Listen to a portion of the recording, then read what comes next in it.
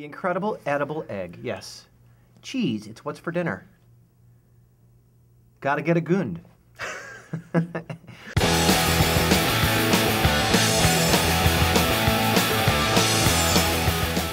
Welcome to the Rowdy.com Big Three post-Watkins Glen road race. I don't care what other people say. I love road racing in stock cars. I thought it was a great race. I also enjoy the road races, and Bassmasters, who hates them, isn't here. So perfect timing. Let's start by talking about Juan Pablo Montoya. This guy's season has been like a Shakespearean play or a Greek epic or something. It really is. Here's up and down. Here's what he has to say about his season.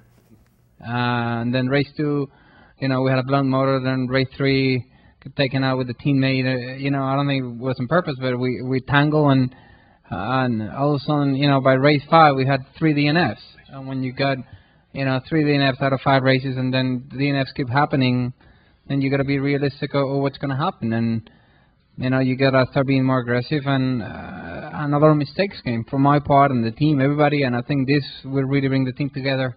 And I think bring great things for the future. Juan has had a pretty rough season, had a lot of fast cars, just never ever seemed to get the deal done. Finally gets it done, not only for himself, but for his crew chief, Brian Patty, who kind of messed up in the past. They're together, they got a good win. Yeah, and you got to think maybe that this win will sort of repair any damage that those past 2 weekends inflicted on that relationship. And you got to hope that maybe it's a catapult for the number 42 team. I mean, clearly Juan Pablo Montoya has had the speed to win this season on an oval, just for whatever reason, whether it be mechanical, whether it be, frustration, driving too hard, or just mental errors. Yeah. He hasn't gotten it done. While he clearly won't make the chase, the 12 guys who do better keep their eye on that number 42 team, because this may just have broken the dam, and I wouldn't be surprised if at some point this season, what's left in it, he breaks through on the oval. Next issue. Let's talk a little bit about Earnhardt Ganassi Racing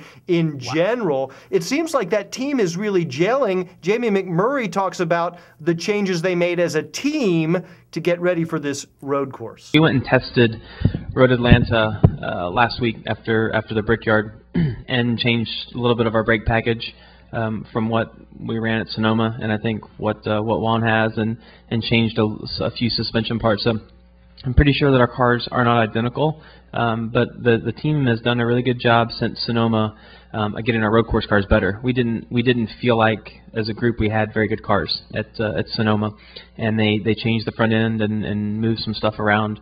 And I think obviously us qualifying second and third here shows that they've made our cars quite a bit better than what we had in June. I don't think enough can be said about Earnhardt Ganassi, and I am, for one, completely surprised. When they formed Earnhardt Ganassi, I was like, what a laugh that is.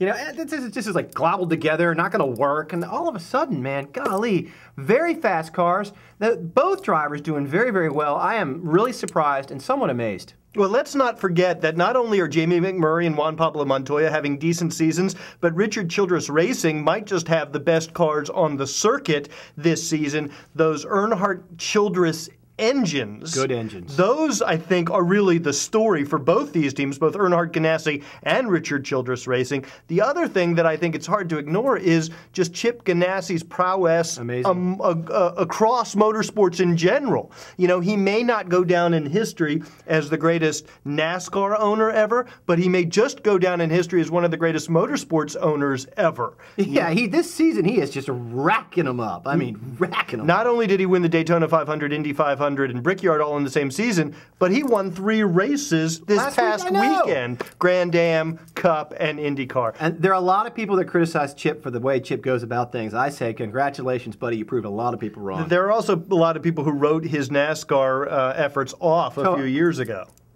I mean, come on. Dario Franchitti and all that mess? You just didn't think it was going to happen. Yeah, that could have been a judgment in error. All right, issue number 3. We have to talk about Boris Said.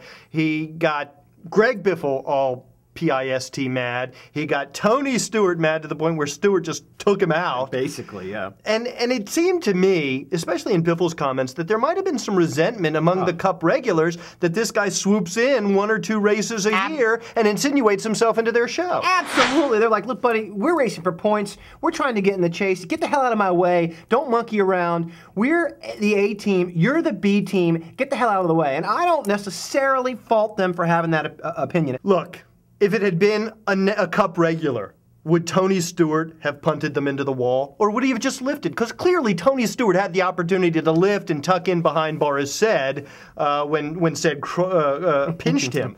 Tony Stewart chose just to take him out. Right, because it's like a nithering little gnat to him. He's like, this guy's been bugging me all day long. He's not in it for the points. Like, bam, get the hell out of my way. Plus, he knew that he wouldn't have to worry about retribution.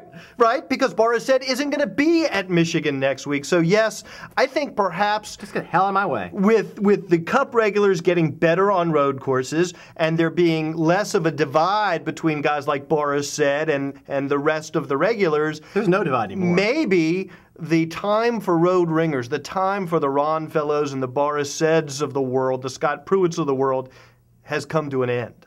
Although, from Boris's perspective, when we put his fro on, he's trying to get a full-time ride. So he's trying to be as visible as possible. So I understand his position. He's not going to get a full-time ride. He's 73 years old. He's not going to get a full-time ride. You talking about Mark Martin in the 5-car? All right, that has been your Rowdy.com Big 3 for today. Make sure you check out Rowdy.com. Check out all the blogs and videos and stuff coming after Watkins Glen. We'll be back tomorrow. Same bat time. Yeah, the stuff. Come check it out. Same bat channel.